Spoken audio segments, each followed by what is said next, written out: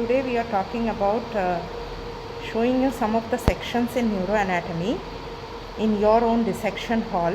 So here we can see a section which is a sagittal section, and also a part of the other half of the cerebral hemisphere is also there. So you can see the corpus callosum very clearly. So you have the anterior end of the corpus callosum, that is the genu. So you have the frontal pole here, occipital pole here. So this is the splenium of the corpus callosum.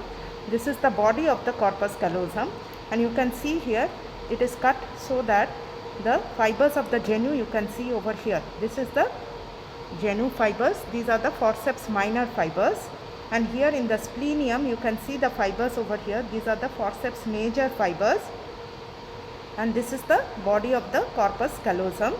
And this part where my forceps is going in, that is the lateral ventricle. So this is the central part of the lateral ventricle. So this lateral ventricle is having parts. So you have the anterior part or the anterior horn. This is the central part, the main part of the lateral ventricle, and then posteriorly it continues as the posterior horn where my forceps is going. An inferior horn is a continuation of this central part into the temporal lobe. So it continues into the temporal lobe. So if you see this central part of the lateral ventricle, you will see that it has a roof and it has a floor, and the roof is mainly by the undersurface of the corpus callosum, the body of the corpus callosum, and the floor is mainly formed by the thalamus. So this is the thalamus over here. So what you are seeing here is the thalamus, and it is connected to the other thalamus by the interthalamic adhesion fibers. Interthalamic adhesion fibers, these are the one. So thalamus, and then you have a very much bulging one nuclei. Lateral to the thalamus is the caudate nucleus. So this is the caudate nucleus. This whole thing bulging is the caudate nucleus. And in between the thalamus and the caudate nucleus, we have this thalamostriate vein. This is the thalamostriate vein and the stria terminalis, and a fiber bundle which is called the stria terminalis. So this is in the floor of the central part of the lateral ventricle. Roof of the central part of the lateral ventricle is formed by the undersurface of the body of the corpus callosum. Two lateral ventricles are separated from each other by a thin membrane. This is called the septum pellucidum. This is the septum pellucidum which comes down and attached to the fornix. So fornix has been cut over here.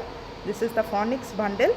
So it comes and attached to the fornix. So here very clearly you can see the forceps minor fibers of the genu and forceps major fiber of the splenium. So this shows the central part. So when we go to the anterior horn of the lateral ventricle, it is going into the frontal pole. So that has also a floor which is mainly by the head of the caudate nucleus. So if you see here, this is the caudate nucleus. So this is the head of the caudate nucleus, and also by the rostrum of the corpus callosum also forms the floor. So these are the two things which will form the floor of the anterior horn of the lateral ventricle, whereas the roof is formed by the genu and the anterior most part of the body of the corpus callosum. So that completes your anterior horn which has floor and the roof basically.